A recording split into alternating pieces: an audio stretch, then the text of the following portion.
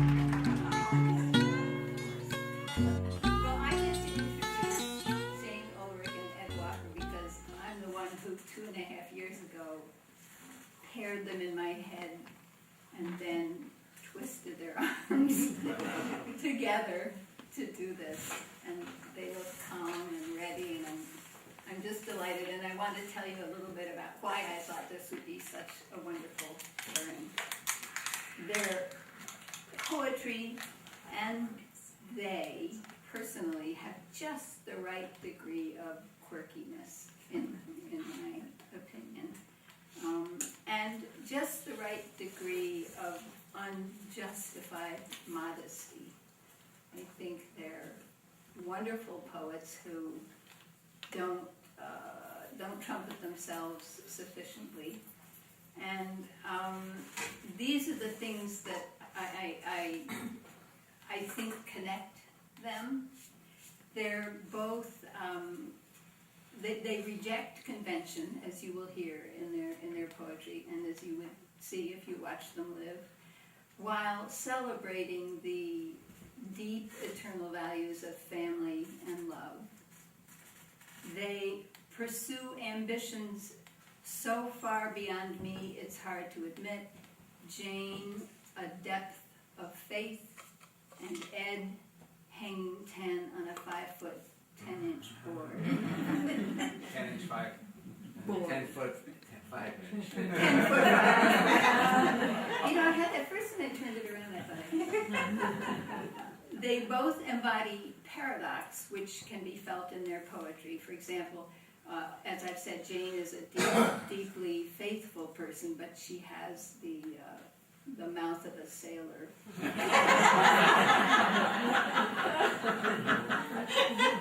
And Ed is a supremely successful businessman who is also maybe even primarily a, I shouldn't say superannuated, but a surfer dude. Each produces poetry that startles with an embedded idea or an image that's completely idiosyncratic and original. Neither pretends to be less than he or she is, but both dismiss the notion, the suggestion that they are singular people. I love them both, and I'm really happy they're here together tonight. But I'm going to read a poem for each of them, just a short one, because each of them refused to read this poem in their readings, despite my urging, so I'm getting them in here. The first is from Jane, Jane Ulrich. It's called "Come Back, My Johnny," and it's kind of she's talking to her oldest child, a son named John Carlos. Come back, my Johnny. Tell me what you love, please. No more horror picture show of all you loathe. The list you have of all that's wrong is much too long. Say the one thing from the exact center of your heart that makes it beat and startles it to vast, exquisite joy, the way plain light lit you up and made your whole flesh sing when you were a tiny boy and learned the word for it. Oh, how that naming of the thing alone made you grow inclined toward it. The tendrils of your mind freed from dark dirt, knowing finally in word and fact combined the root and roof of light and fine, unmeasured, lilting last of it. See what I'm saying? And this one, Ed ran by me about a month ago. I loved it then. I put it up in town hall. And he came in 3 weeks ago, and it had grown 5 times longer than the original poem. So I said, well, you can read that poem, but I'm going to read this little one from which the longer one grew. And the poem is called, did you name the other one that? No. You did not? Okay. Well, this one is named this. This poem is laconic. Autumn day light dims early, nights last longer, start sooner, are crisper here in Guilford. So we lean closer toward each other, dreaming. So I am delighted to introduce, which one of you is preaching the? It's your choice. Edward.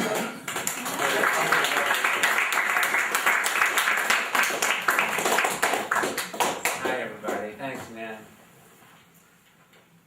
This first piece kind of cobbled itself together a couple of weeks ago when we set the clocks back and I woke up and it was dreaming and I woke up too early and then I helped it along when I rewoke.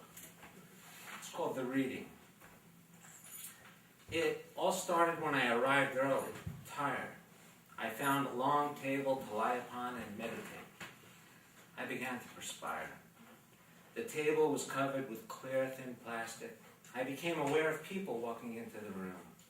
The room, similar to this one, but a bit larger, had stadium seating. Time passed. The room filled and I heard Evelyn's voice say, "Open mic." I opened an eye and saw a woman step to the front of the room with an acoustic guitar. She began to play and sing a beautiful song. At the second stanza, she spun around dancing and a man near me stood up, also with a guitar, and joined in. Then another woman, then a bongo player. It was time for me to rise and get ready. The thin plastic on the table stuck fast to my damp cotton shirt. I worked on separating the shirt from the plastic, and then the plastic from the shirt. The music wound down with the band song, "Life is a carnival, believe it or not. Life is a carnival, take another shot."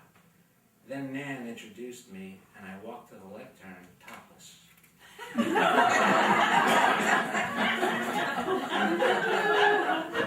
That was fun. So this poem that Nan mentioned, the small poem, is now this poem.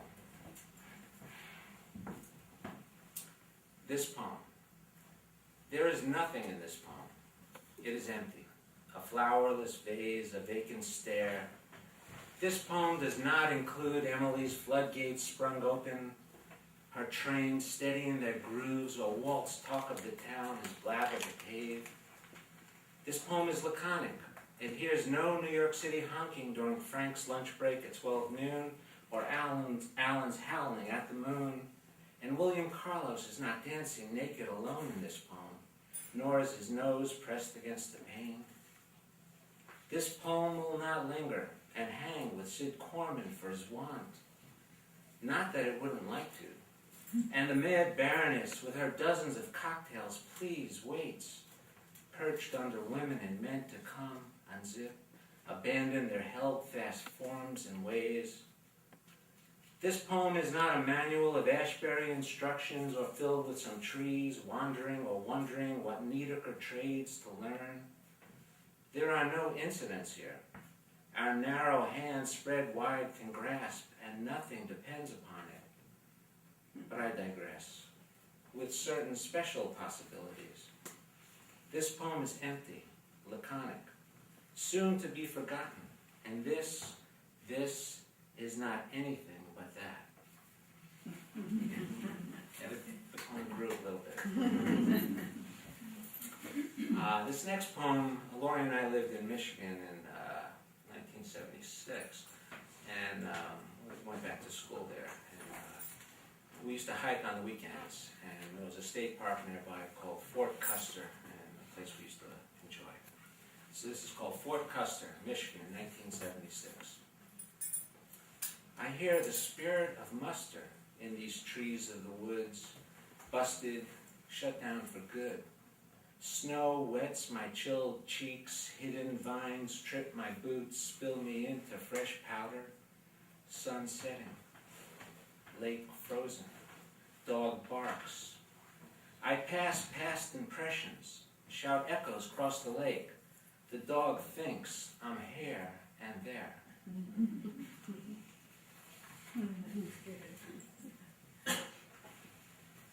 In my process of writing, every time I look at a poem, I change it.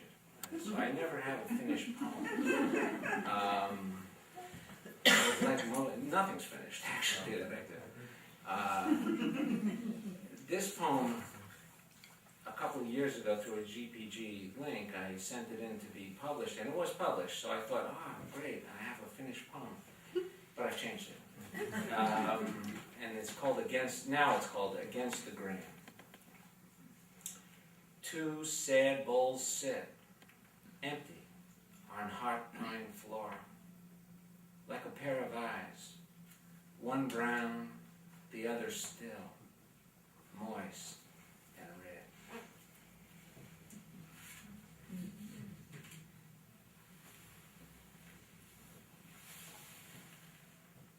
These next few poems deal with the ocean, my love.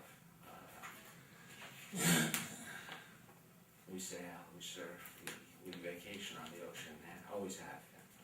And it's called The Gift, and it's for my mother. The gift one. The gift my mother gave me when she threw me in that sea, into cold and deep and vast and joy, and I only a toddling boy, as if she knew, I'd like to think, that this was all she had to give to teach me how to live, that this is all I have to give. 2. We were young tan teens when she wanted it. Sigh. I did not know how or why. I squinted through darkness at faint crested waves, listened to them peel from a bench on a boardwalk, under a chuppah of New Jersey stars. 3. For all I know and ever will is in that certain ocean still that gave me faith in uncertainty and ties of possibility.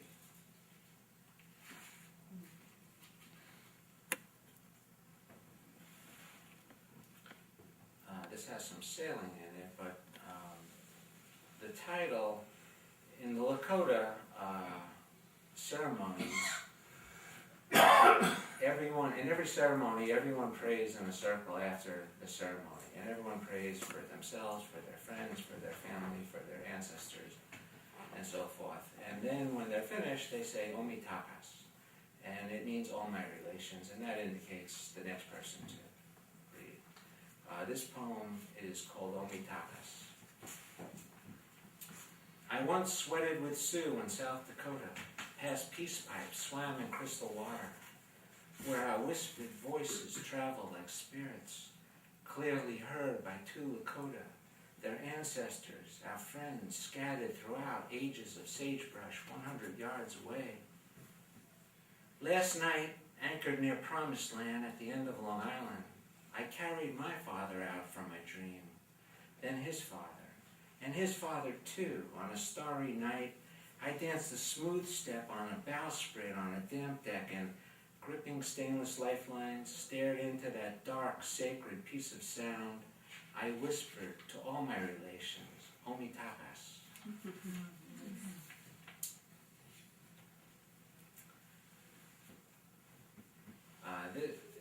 When you're a surfer, I've been a surfer for 50 years. I'm not proud of it, but something I love to do. Surf spots are named after either a reef or a rock or a road sign, and when you travel the world or different places in the world, locals never tell you where they are, and you have to find them or get in somehow. Sometimes it takes 20, 30 years to get into the crowd and find out where they are. This place is called Suck Rock, and it's in Costa Rica. Straddling a borrowed board, most of my life sitting on water, I watched the Pacific rise and pulse shoreward toward an ancient lava outcrop. Great waves steam toward shore, expansive, tireless, ageless. They feather and wrap themselves around the lava reef, here in Santa Teresa.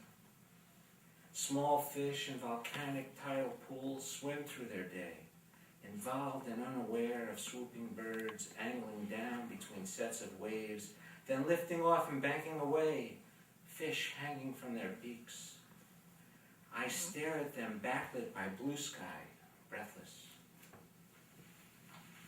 That's Suck Rock.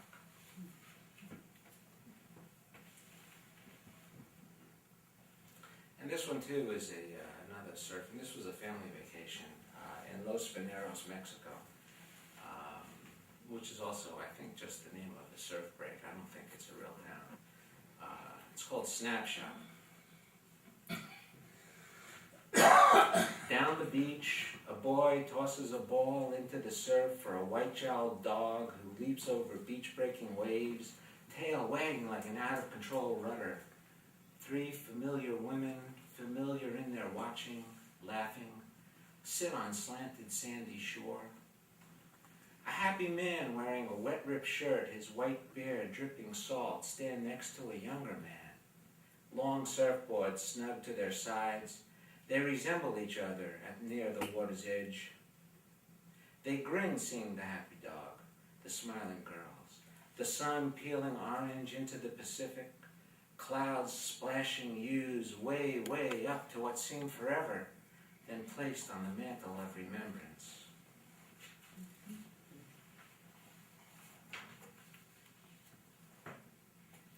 And now we get to recent stuff, or a recent poem, also touched with a little bit of surf, but it's written in Amagansett not long ago. It's called Amagansett. Later, after my morning ritual in search for waves, I hung from a rafter on a covered porch, in a comfortable chair attached to an old red jib sheet, purchased years ago as a backup line for our old sailing sloop. I was reading poetry, then news, first a local paper, then a British one. Looking out, I see Wagelia and privet grown tall and wild along the fence. Turning my head, I study squirrel scratch stripes on the varnished post supporting the bird feeder I built with 4x, attached to wood tie retaining wall. Green and silver feeder dangles. Birds perched on plastic stems attempt to feed there, forgetting its emptiness of yesterday. I swing with democracy, papers on my lap, floating, the red line tied off on a cleat near my head. I can raise or lower my view, like flight, like clouds, like the play of light on white hydrangeas across the lawn. I sway with Gertrude Stein. Imbalanced, tender, fragmented buttons, whirled within this landscape, dreaming of green glass.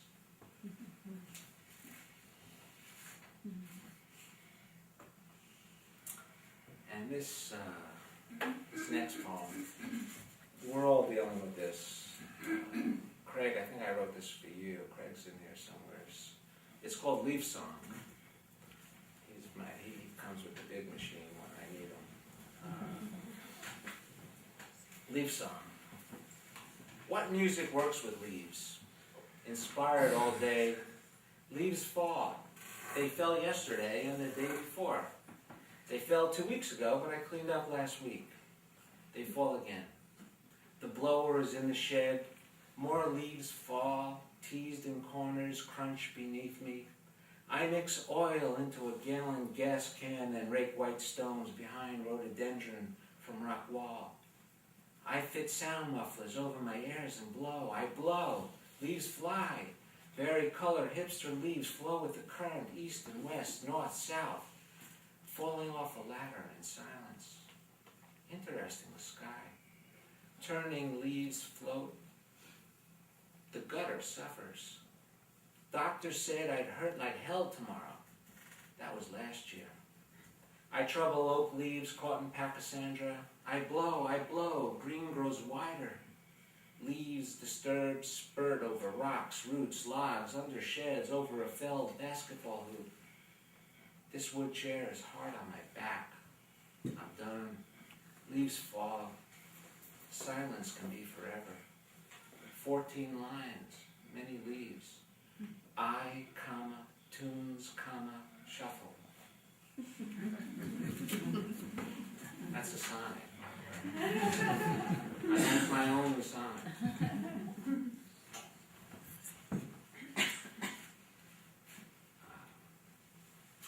This poem,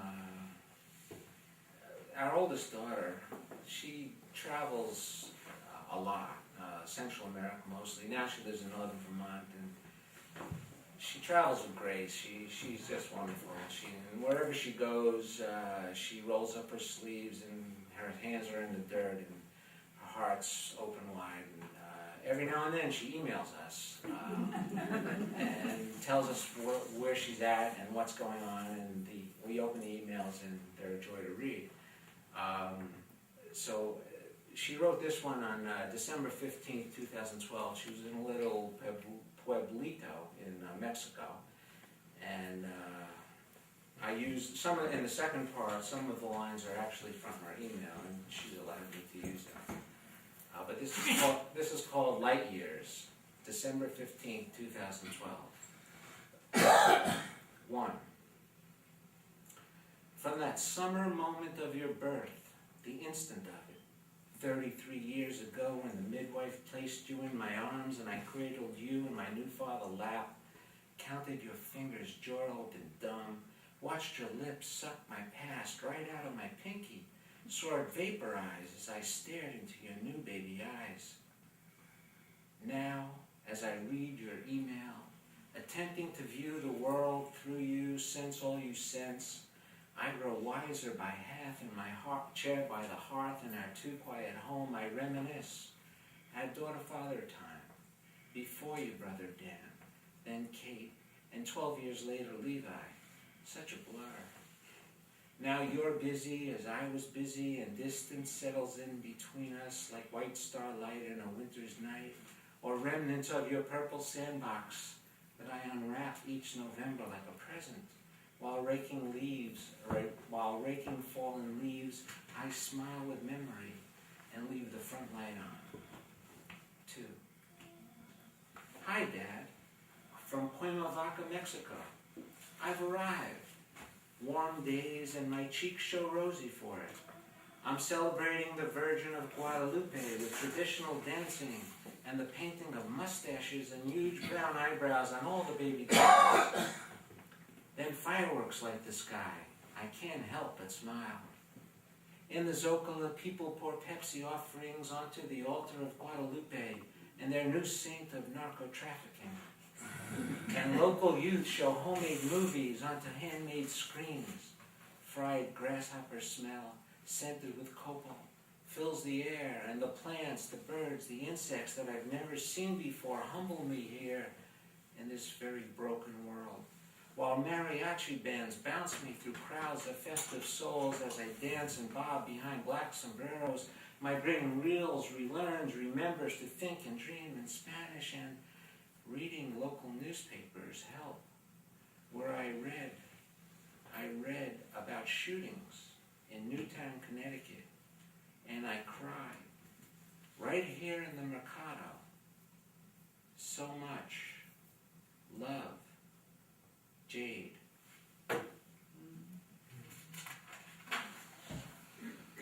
Is there time for another one?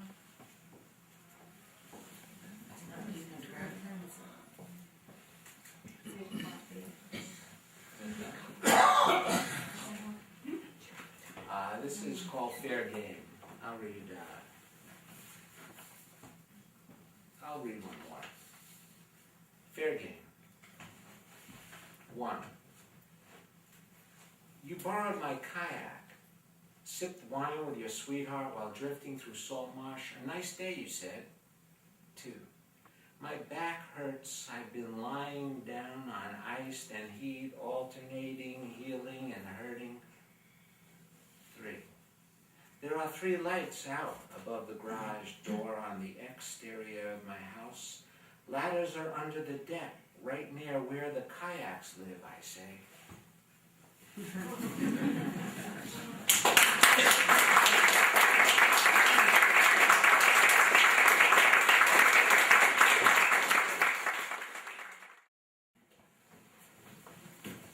Thank you all for coming. Big crowd. I didn't know that.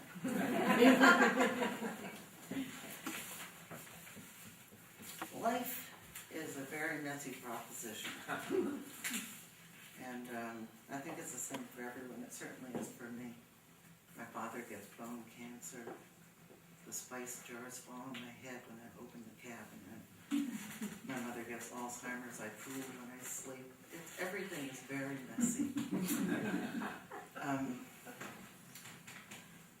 One of the things that poetry does many things, but one of the things it does is to take this messiness and order it and make the unspeakable speakable, for good or ill.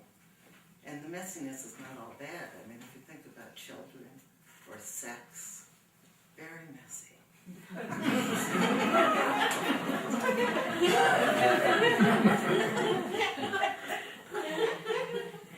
Anyway, that's what poetry does for me. And I was talking to a friend once about this messiness, a very good friend and a very good man, and he told me, oddly, that I should get something concrete in my life. I should do something concrete. And I went home and thought about that.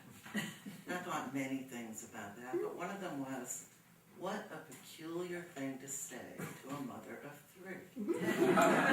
Or 1, or 9, or whatever. So this poem came out of me just spewing forth, and it's called He Said, She Said. Get a job at Starbucks, he said. Something concrete.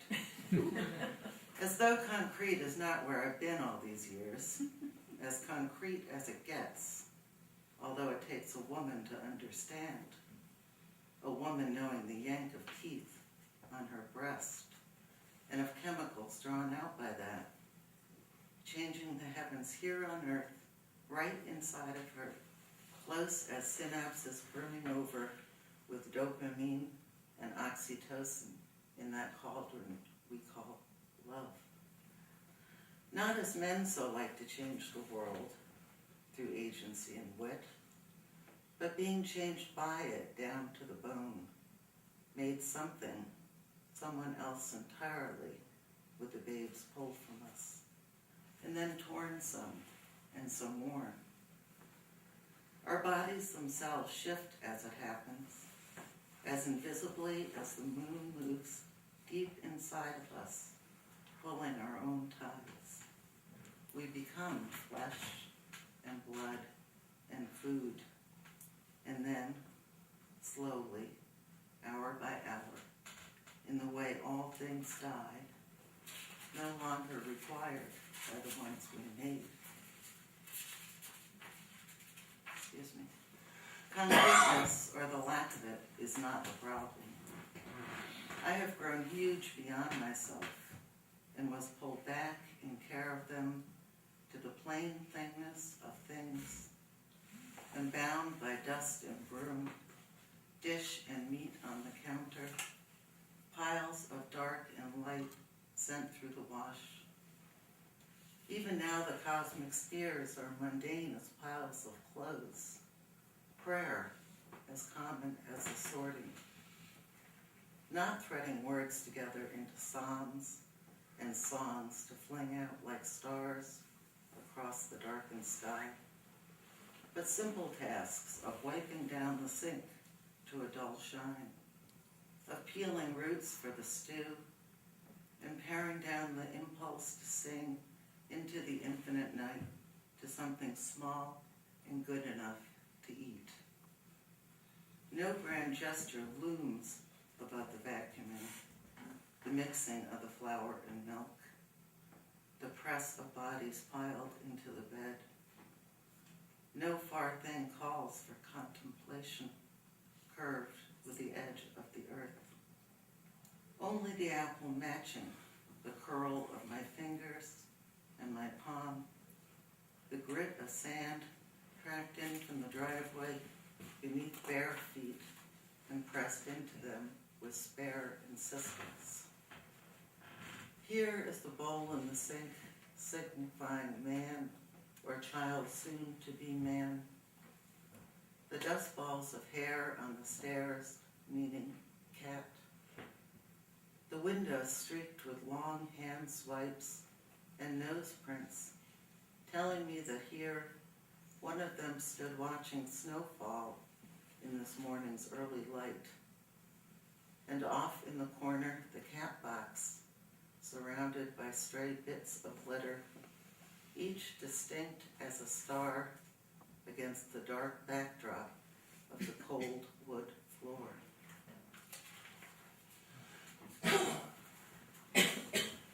I often think about this, that poets are terrible liars. They lie for many reasons. They lie because it makes a better story, because it sounds better when they say it, because it rhymes. But sometimes I think poets lie because, and all writers, not just poets, lie because in the lie there's more truth than in the truth. It's kind of an interesting question, which I'm not going to go into, but I think anyway, the bare bones of my epiphany. Along with my epiphany, I got a haircut. My head is light as a balloon. All my thoughts fit in without rude shouting. In the quiet of my mind, I cleared the house of clutter, but for the one Zen vase the house aims for and revolves around. In that unlittered space, the children and the man have room to spare, are separate and whole without me. Now I am serene as the Dalai Lama, pared down as the monk in mid-December, needing nothing but the lies, all lies except for the haircut.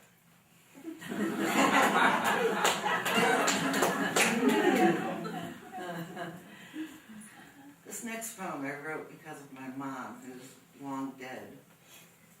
But she had an amazing ability to see little things and the details of life that almost everyone but her missed. I remember her, for instance, my sister's here, Mary. She would stand by a storm drain with Mary's 2-year-old, watching the water flow down after a spring rain. And she would stand there for an hour, admiring the patterns as the water flowed, or the pebbles, what the rocks were made out of. She was amazing. Her patience was just infinite. And she amazed me. One of the things I used to do when I was little and not so little was to pick her tiny little bouquets of the little tiny flowers you find in the lawn and put them in a miniature blue Delft white and blue vase. And they would last for about maybe 1 hour. But it was a very, very good hour. This is for her. It's called The Little Ones.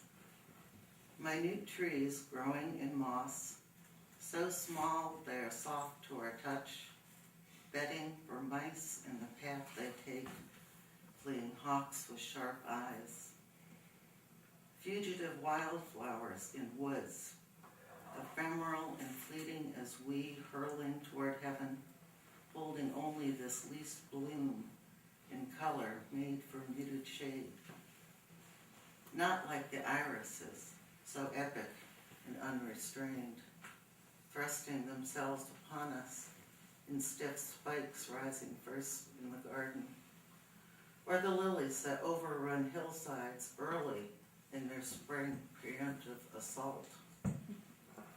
Even the lilacs scream out with scent as thick and rich as French cooking, and dahlias so brassy in hues only a painter could imagine, or someone dealing in plastics. No, not so. The little ones are walked upon unnoticed, in their dozens barely enough to fill a dollhouse vase, or thimble, or space between finger and thumb. Wild violets moon over without thought.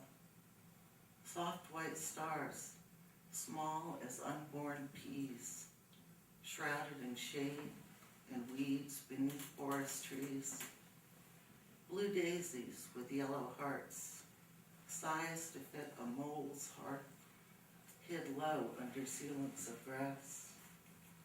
blooms from a child's book, or a child's mind, or even, beginning and last, from God's mind, who sees everything we miss.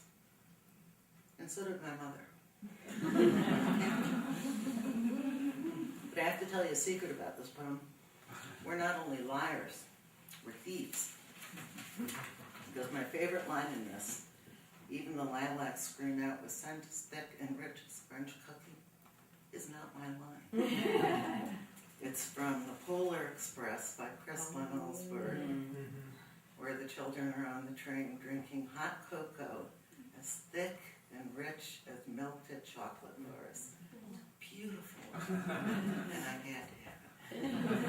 So, pure plunder. And nothing more. Let's see, which is next? Yeah. My dad, big strong guy, with a very tender heart, although he would have trouble finding that sometimes, died right around Thanksgiving. He died of bone cancer, and he roared his way into death like the middleweight champion of the South Pacific he was. And he was so offended because he was an athlete and he was dying. But he did.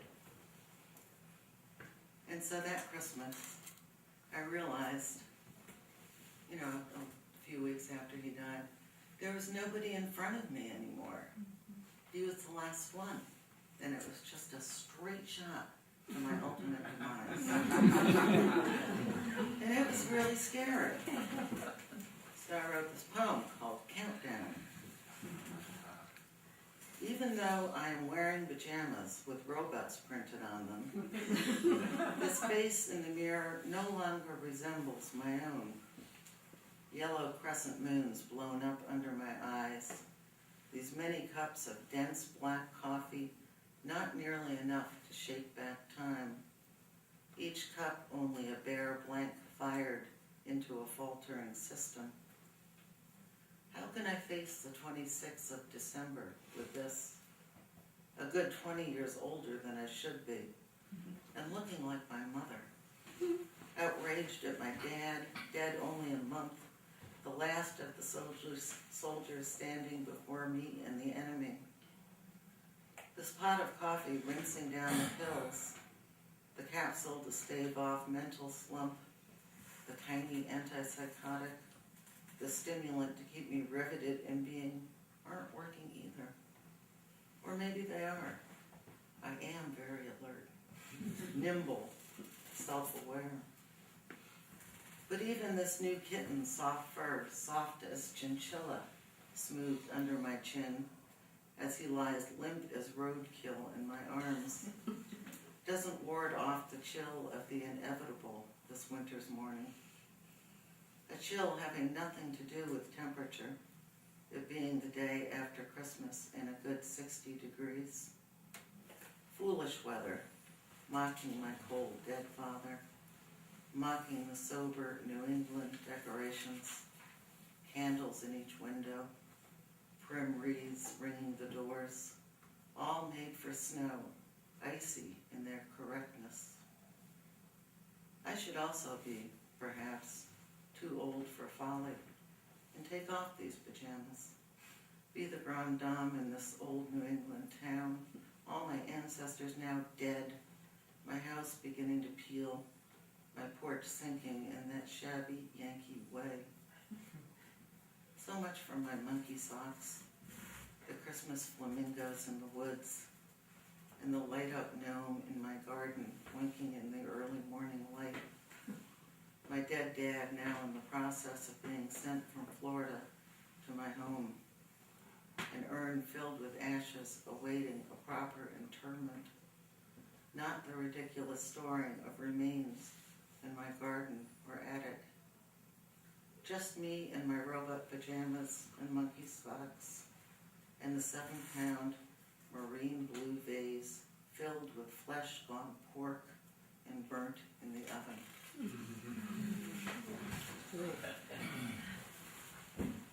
Yeah, life is a real mess. Sometimes the holidays really suck.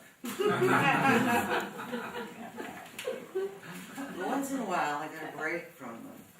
And usually it takes the form of going to the hospital and having surgery, which is my version of beaches or sandals. So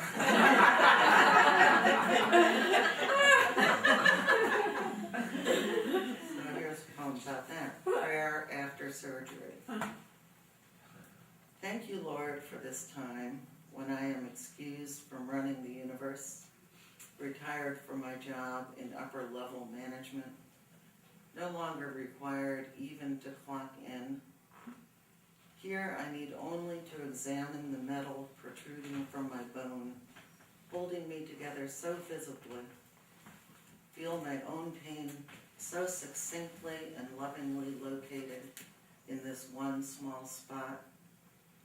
How lucky I am, bound only to elevate the foot and ice it according to instructions handed to me, so clearly written and easy to follow.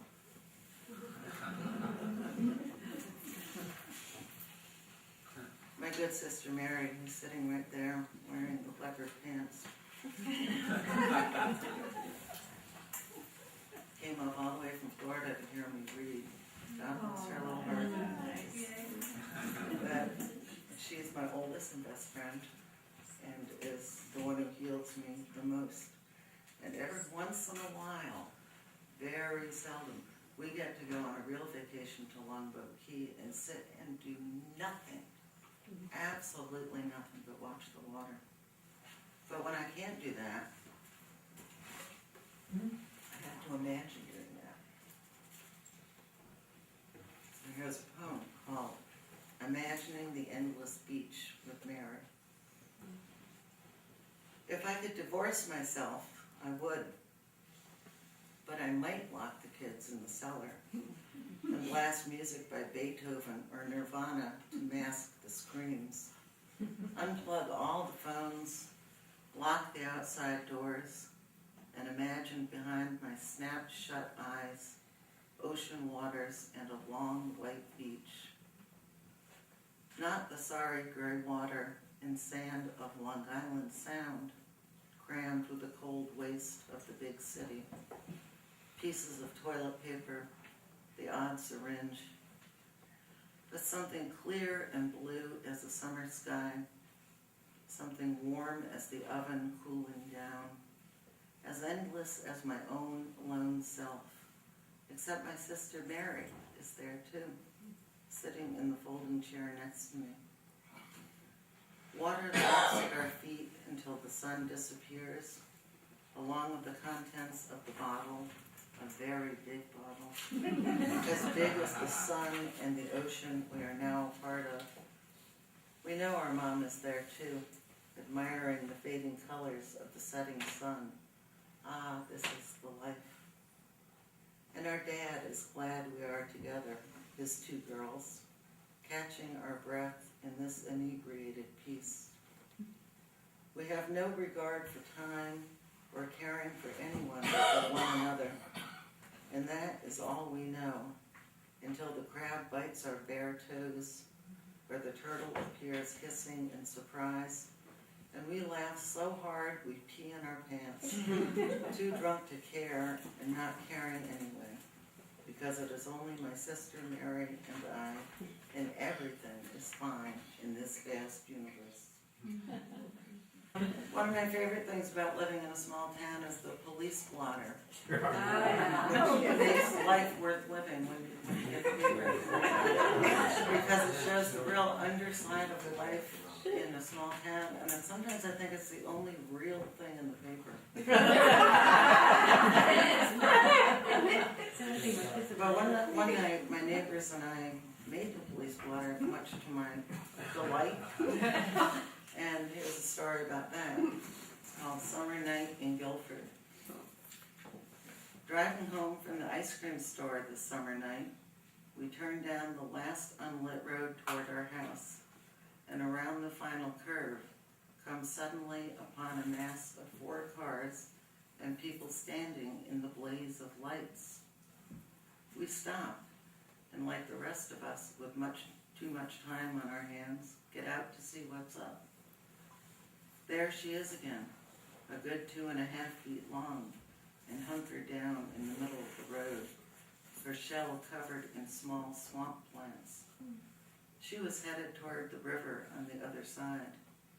Now the snapper, who had been just fine all on her own, is surrounded by cars with lights pointing straight at her. She won't budge. Most of us know her, our Jurassic beast. She's in my garden every spring, digging the warm dirt in her ponderous, flapping way, looking for a place to lay her eggs. As always, I watch her as she watches me with a sidelong stare, looking down at me from a million years in complete disdain of my own recent appearance on the evolutionary scale. We're stymied. None of us here know what to do. I try to pick her up and she lunges at me, hissing through her open jaw. I won't do that again. That 5-inch neck commands respect. So we do what anyone in any small town would do. We stand around, compare notes, wave to slowly passing cars, and laugh, drawing out the time in the way that only Yankees at town meetings do, covering each tangled knot of every possible response. Then we call the cops. Not one, but 2 squad cars rapidly arrive with red lights twirling in the dark, carefully cordoning off the spot. First one, and then the other officer gets out and saunters over to assess the state of the turtle in the crowd. Oh, it's her again, says the one. She does this every year, answers the other. And so we all stand around and talk some more about which way she might be going, about who among us knows her and from where, as they officially wave cars by. Then with a sigh, each takes the shovel from the trunk, and together they heave her to the side. As one puts the shovel back into the trunk, he accepts our thanks, saying with a resigned and almost disappointed air, "In another town, this would have been a body everyone passed by."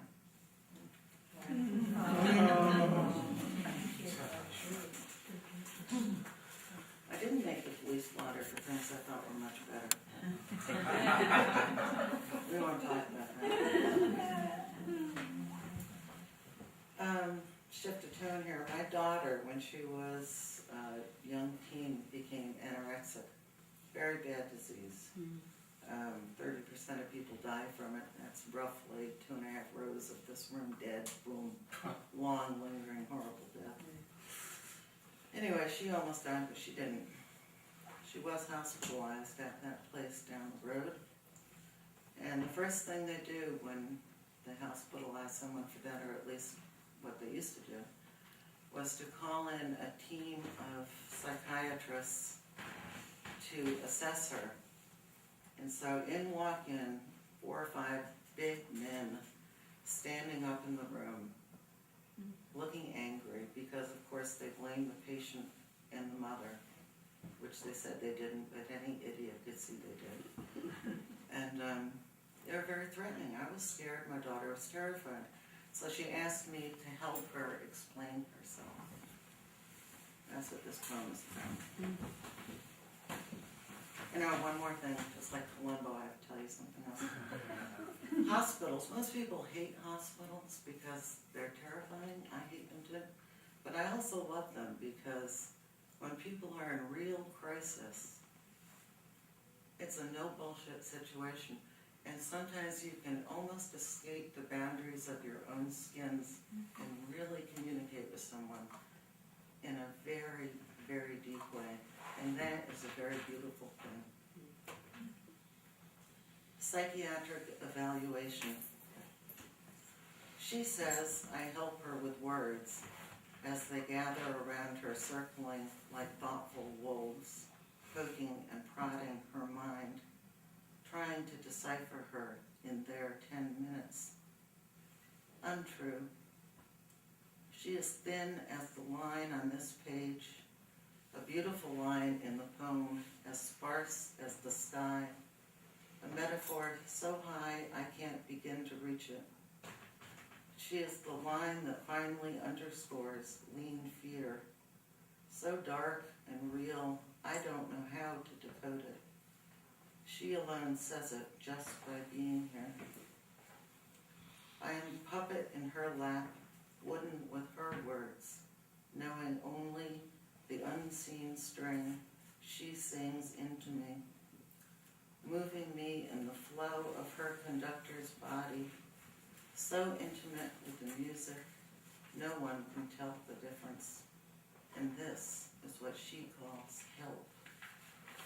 And I'm going to end with this, which needs no introduction.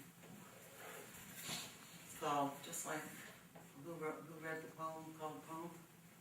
It's called Poem. Not simply the words on the page, although it is also that, but something outside of us and in our minds at the same time.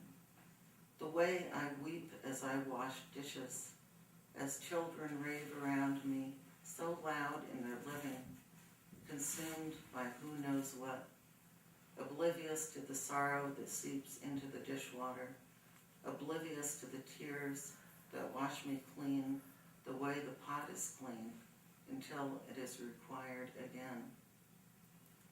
The poem is that same kind of vessel. We don't know what it will hold until some simple need calls for it. Like a casserole handed to soothe hunger, a warm other self coming to meet mine. The emptiness of an endless gray morning sky, rising in a vast echo of something I cannot name, and more than that. The poem can hold us and hold what we cannot hold in any other way, and let us be what we cannot be in any other way. It is a pot, a body, an abyss, but oh, like love lost in the explaining. Better perhaps to clean toilets, fold the endless round of shirts and underwear. Better to pick up and pick up and pick up. Plan the casserole, chop vegetables and grate cheese. Feed and clothe and clean, and then to fall into plain sex at the end of the hard day. Rock to sleep in the expanding circle of diminishing waves. Better to be the poem than to make one, says the Zen master. But there is no Zen master here, only a housewife crying at the sink. So I drag the damn thing out over and over to fill with water or vinegar, or piss and vinegar, and maybe, occasionally, wine. Thank you.